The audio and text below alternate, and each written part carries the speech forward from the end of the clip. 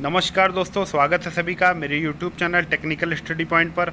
आज मैं ITI वाले बच्चों के लिए जो अभी एग्ज़ाम है CBT का, ITI वाले सेकेंड ईयर के छात्रों का, उनके लिए जो है एक महत्वपूर्ण क्वेश्चंस लेकर आया हूं जो निम्मी के माध्यम से ही बनाए गए हैं।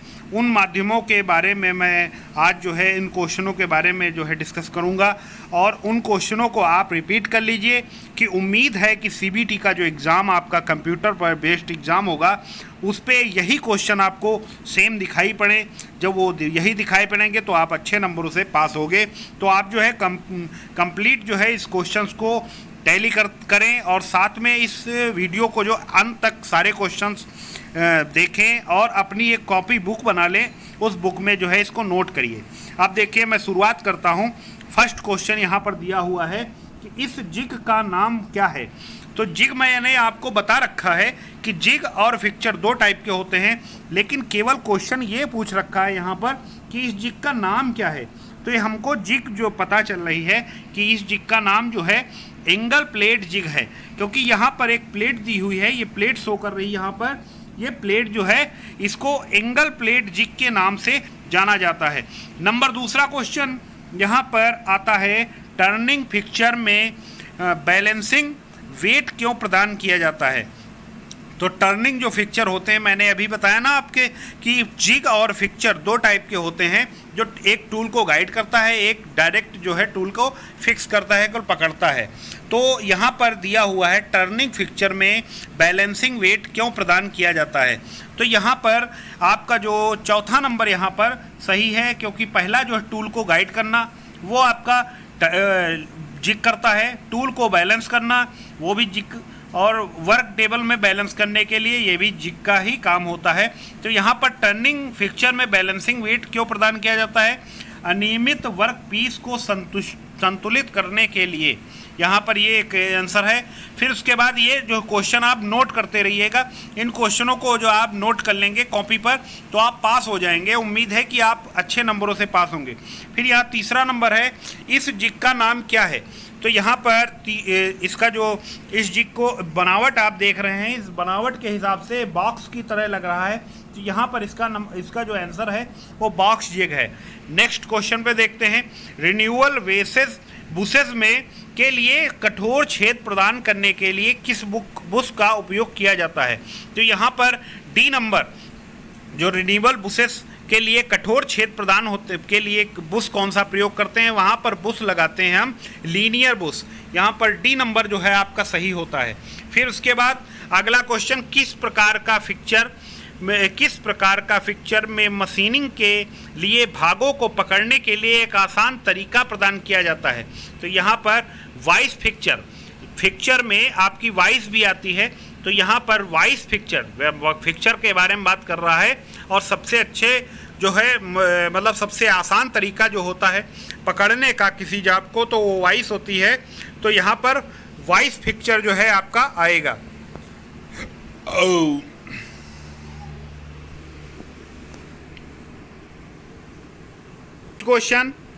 नेक्स्ट क्वेश्चन यहाँ पर आपके सामने 6 नंबर पर, यदि शाफ्ट के बीच की दूरी बहुत कम है तो किस प्रकार की बेल्ट का उपयोग करेंगे। तो यहाँ पर वी बेल्ट है, फ्लैट बेल्ट है, लिंक बेल्ट है, रिब्ड बेल्ट है। तो यहाँ पर आपके सामने यदि किसी शाफ्ट में बहुत कम दूरी होती है तो वहाँ पर वी बेल्ट का प्रयोग अधिक करते हैं। उसके बाद नेक्स्ट क्वेश्चन, कृषि उपकरण में जैसे हल और ब्लेड बनाने के लिए किस धातु का उपयोग किया जाता है।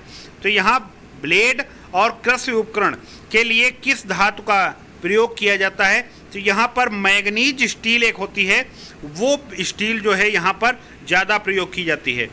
नेक्स्ट आपके सामने क्वेश्चन आता है, स्टील घटक के क्षरण को रोकने के लिए किस धातु के पाउडर का उपयोग कैलोरीजिंग प्रक्रिया के लिए किया जाता है। ये एक आपका हीट ट्रीटमेंट चैप्टर से क्वेश्चन आ गया। ये क्वेश्चन जो है तीसरा नंबर, इसका आंसर है एल्यूमिनियम पाउडर। जो एल्यूमिनियम पाउडर होता है वो धातु के पाउडर का उपयोग कैलोरीजिंग प्रक्रिया में किया जाता है। तो यहाँ पर एल्यूमिनियम पाउडर आएगा क्वेश्चन। नेक्स्ट क्वेश्चन है, किस प्रकार का कपलिंग शाफ्ट के छोर को पूर्ण संरेखण में ला सकता है। तो यहाँ पर किस प्रकार की कपलिंग शाफ्ट के छोर का पूर्व संरेखण, तो यहाँ पर आंसर आता है आपका प्लेट कपलिंग। जो आपकी प्लेट कपलिंग होती है वो शाफ्ट के छोर का पूर्व संरेखण में ला सकता है। नेक्स्ट आता है इस पुली का नाम। इस पुली को आप देखकर ही तुरंत बता देंगे कौन सी पुली है। ये फ्लैट पुली है, क्योंकि इसका जो ऊपरी सिरा है यहाँ पर आपके सामने शो हो रहा है, ये फ्लैट है। ये जो है फ्लैट सिरा है, ये फ्लैट सिरा है, तो ये फ्लैट पुली है। नेक्स्ट, गियर मैकेनिज्म का क्या नाम है। ये आपके सामने दो गियर्स बने हुए हैं, एक नीचे एक ऊपर। तो कौन सा गियर है यहाँ पर, तो ये एक प्रकार की नीचे जो है रैक है और ये जो है आपका पिनियन है। तो ये कौन सा आंसर होगा इसका, रैक एंड पिनियन। यहाँ पर आपके सामने ये गियर मैकेनिज्म है। नेक्स्ट, कौन सी धातु मूल रूप से तांबा और टिन की मिश्र धातु है। तो यहाँ पर कौन सी धातु पूछ रहा है, तांबा और टिन की मिश्र धातु है। तो यहाँ पर जो मुंज होता है, मुंज मेटल, वो आपका जो होता है तांबा और टिन की मिश्र धातु होती है। नेक्स्ट, आपका कौन सा गियर एक दूसरे के सममित और समकोण पर गति संचालित करता है।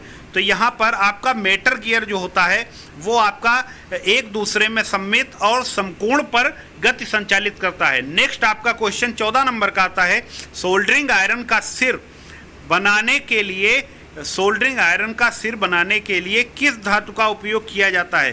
तो यहाँ पर सोल्डरिंग आयरन का सिर बनाने के लिए यहाँ पर आपका तांबा जो होता है, आगे जो पॉइंट उसका होता है तांबे का होता है, तो वो सोल्डरिंग आयरन का जो सिर होता है उसको बनाने के लिए तांबे की धातु का प्रयोग किया जाता है।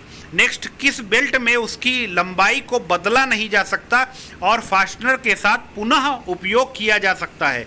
तो यहाँ पर आपके सामने किस बेल्ट में उसकी लंबाई को बदला नहीं जा सकता और फास्टनर के साथ पुनः उपयोग किया जा सकता है।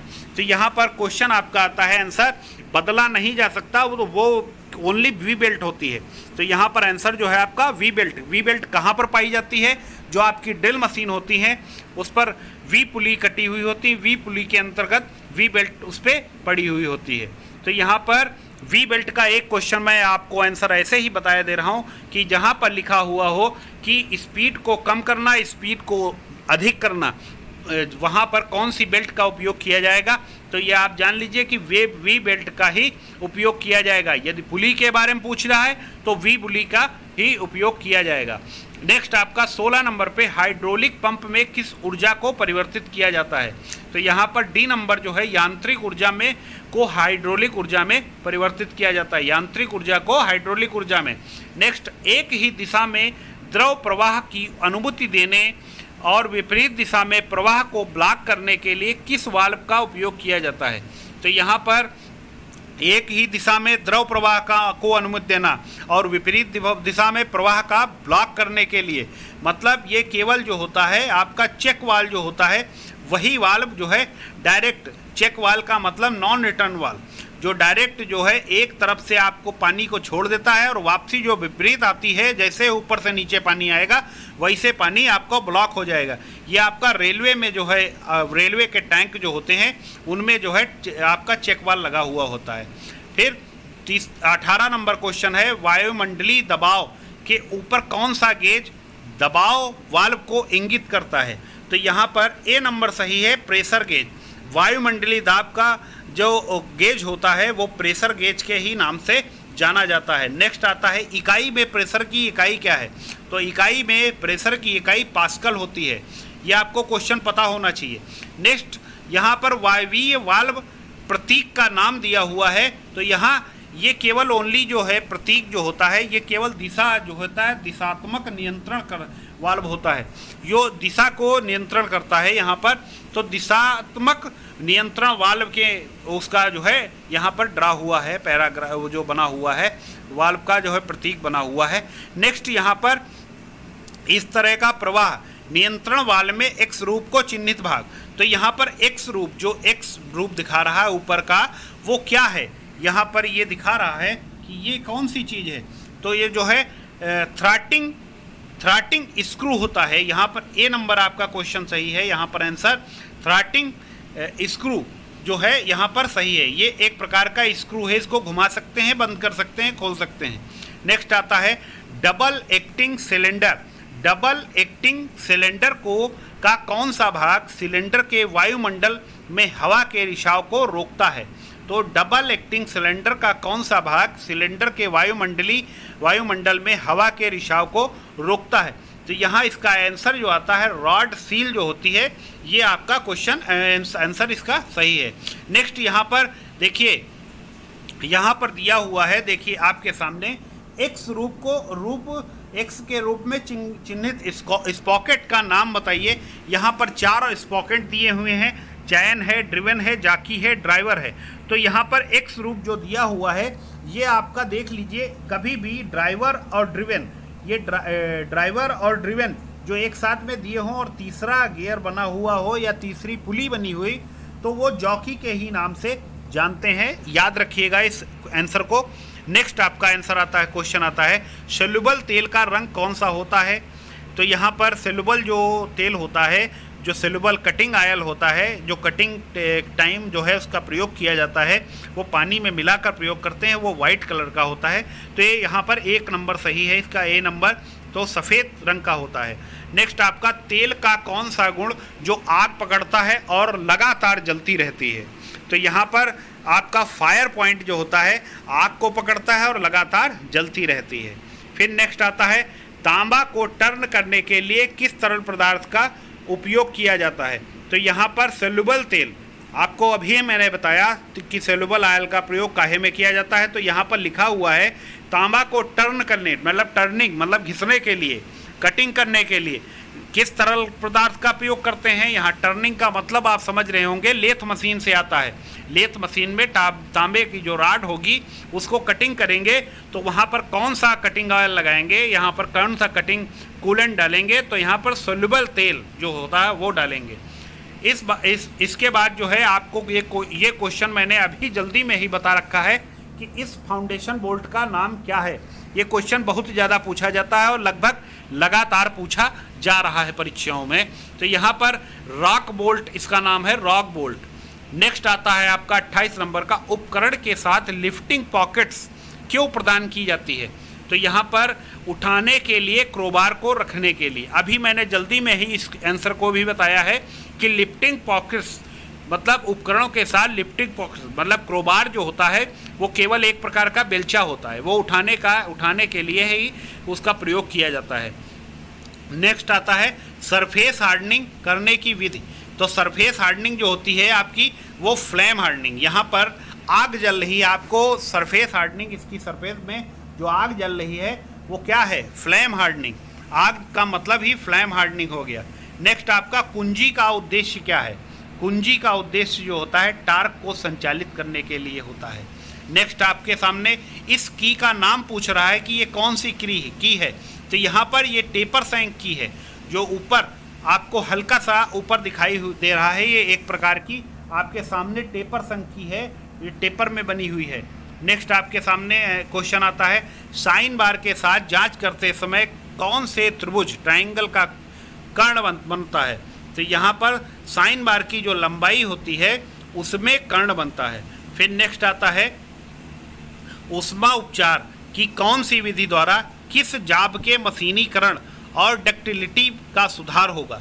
तो यहाँ पर ऊष्मा उपचार से क्वेश्चन आ गया आपका, हीट ट्रीटमेंट से कौन सी विधि ये पूछ रहा। तो एनीलिंग विधि जो होती है उसमें मशीनीकरण और डक्टिलिटी का सुधार भी होता है। फिर उसके बाद कौन सा अपघर्षक में उत्कृष्ट कटाई गुण नहीं होता है और महंगा होता है?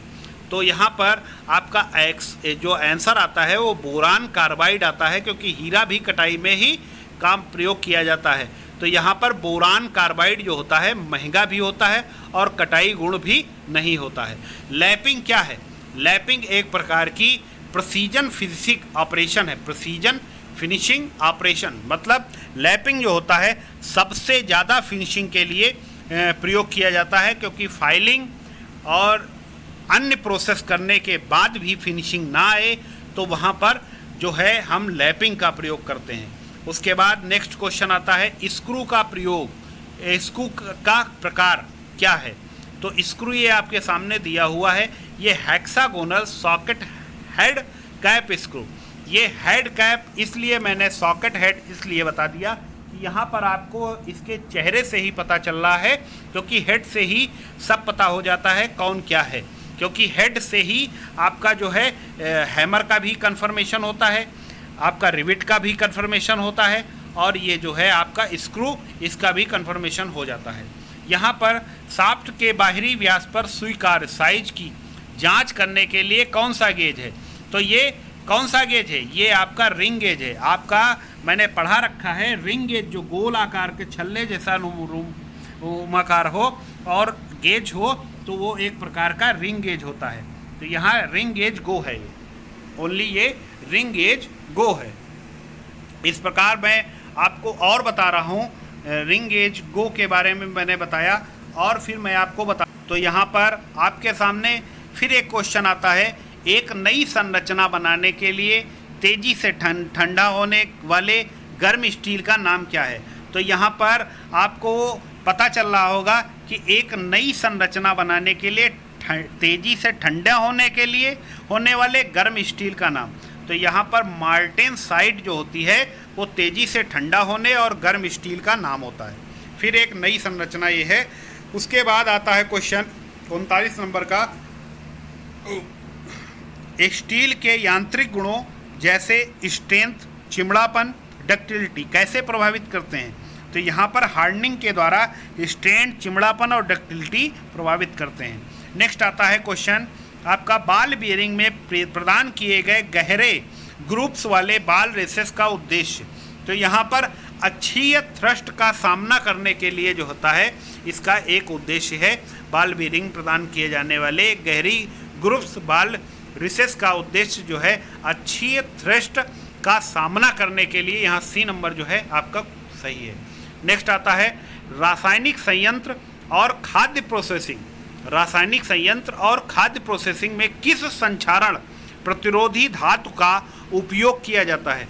तो यहाँ आंसर आता है आपका स्टेनलेस स्टील। यहाँ पर 42 नंबर क्वेश्चन हम देखते हैं, थ्रस्ट बाल बेयरिंग का उद्देश्य क्या है? तो यहाँ पर थ्रस्ट बाल बेयरिंग का उद्देश्य जो होता है हमारा रेडियल लोड होता है। जहाँ पर रेडियल लोड पड़ रहा हो वहाँ पर थ्रस्ट बाल बेयरिंग का प्रयोग किया जाता है। नेक्स्ट आपका क्वेश्चन आता है, जंग के रोकथाम के लिए क्रोमाइजिंग, अभी जल्दी में मैंने क्वेश्चन आंसर पढ़ाया है, क्रोमाइजिंग प्रक्रिया के लिए आवश्यक तापमान क्या है? तो यहाँ पर क्रोमाइजिंग प्रक्रिया के लिए आपका 1300 से 1400 डिग्री सेल्सियस जो है इसका तापमान है। नेक्स्ट आपका क्वेश्चन आता है, किस धातु में रासायनिक प्रक्रिया के लिए उच्च प्रतिरोध हाई रेजिस्टेंस होता है? तो यहाँ पर आपका जो है निकल जो होता है, निकल धातु में रासायनिक प्रक्रिया के लिए उच्च प्रतिरोध हाई रेजिस्टेंस होता है। नेक्स्ट आपका क्वेश्चन आता है किस प्रकार की बियरिंग अक्षीय थ्रस्ट के साथ साथ रेडियल भार उठाने के लिए बनाया गया है? तो यहाँ एंगुलर कांटेक्ट बाल बेयरिंग जो होती है वो जो अच्छी थ्रस्ट के साथ साथ रेडियल भार उठाने के लिए भी बनाया गया है। नेक्स्ट आपका क्वेश्चन आता है, एल्युमिनियम मिश्र धातु बियरिंग में बियरिंग और जर्नल के बीच अतिरिक्त क्लियरेंस क्यों दी गई है? तो यहाँ पर एल्युमिनियम मिश्र धातु बियरिंग में बियरिंग और जर्नल के बीच में अतिरिक्त क्लियरेंस इसलिए दी जाती है क्योंकि हाई थर्मल एक्सपेंशन पर काबू पाने के लिए दी जाती है। नेक्स्ट आपका क्वेश्चन आता है, किस प्रकार का पाइप जॉइंट 90 अंश पर ब्रांच बनाता है? 90 अंश पर ब्रांच जो होता है हमारा टी ब्रांच जो होता है वही बना सकता है 90 अंश का ब्रांच। नेक्स्ट आपका क्वेश्चन आता है, ये एक प्रकार का कटर औजार जो है पाइप कटर दिखा रहा है। यहाँ पर एक्स रूप पूछ रहा है कि ये चिन्हित भाग है इसका क्या नाम है? तो ये एक्स रूप जो है हमारा, ये दो प्रकार के रोलर होते हैं, मैं आपको बता रहा हूँ। यहाँ पर ये दो रोलर शो कर रहे हैं और ये एक्स बता दिया है, ये कटर व्हील है जो पाइप को काटता है। इसके बाद ये हैंडल होता है, इसको जब पीछे बैक करते हैं और पाइप इस पर घूमता है और कटर जो है गोल गोल घूम के इसको काटता है। और आपको एक शॉर्ट वीडियो मैंने डाला था, ये आपको उसमें दर्शा रहा है, इसमें एक स्टूडेंट जो है वर्क कर रहा है पाइप पर कि कैसे कैसे वो चला रहा है। नेक्स्ट आपके सामने क्वेश्चन है, चैन रेंच के साथ उपयोग किए जाने वाले पाइप का न्यूनतम व्यास क्या है? तो यहाँ चैन रेंच का जो होता है न्यूनतम व्यास जो होता है हमारा 50 मिलीमीटर होता है। न्यूनतम व्यास 50 मिलीमीटर चैन पाइप रेंच का। नेक्स्ट आता है क्वेश्चन आपका 50वां नंबर, यह पाइप फिटिंग क्या है? तो यह एक प्रकार का क्या है? यह एक प्रकार का रिड्यूसर है, क्योंकि यहाँ पर नीचे में रिड्यूसर जो होता है उसमें एक व्यास दूसरे आकार का होता है, एक व्यास दूसरे आकार का होता है। तो यहाँ पर एक व्यास दूसरे आकार का है, ये एक व्यास दूसरा दिया हुआ है, तो यहाँ पर ये क्या है? एक प्रकार का रिड्यूसर है। तो इस प्रकार मैंने आपको 50 क्वेश्चन आपको सॉल्व करा दिए, और इन क्वेश्चनों को आप जो है कॉपी पर एक जगह लिख लीजिए और इनको बिल्कुल तैयार कर लीजिए, क्योंकि सीबीटी एग्ज़ाम में ये क्वेश्चंस आपके सामने आ सकते हैं। और साथ में आपको मैं एम्प्लॉयबिलिटी के भी क्वेश्चन जो है इस पर सॉल्व कराऊंगा। अभी मैंने आपको सेकेंड ईयर के जो है एग्ज़ाम मतलब एग्ज़ाम के लिए आपको प्रिपरेशन के लिए आपको दे दिया हमने नोट्स, और जो नेक्स्ट टाइम मैं फर्स्ट ईयर को भी दूंगा, और साथ में एम्प्लॉयबिलिटी के भी आपको नोट्स जो है इसी पर आपको देता रहूँगा। और नेक्स्ट वीडियो आप फिर से जिस बच्चे ने हमारे चैनल को सब्सक्राइब ना किया हो, अभी मौका है, सब्सक्राइब कर लीजिए। लगातार आपको वैकेंसी भी मिलती रहेगी और पढ़ाई संबंधित जानकारी भी मिलती रहेगी। और तब तक के लिए फिर नेक्स्ट वीडियो फिर लेकर आऊँगा एम्प्लॉयबिलिटी का या फर्स्ट ईयर की थ्योरी का। और तब तक के लिए धन्यवाद।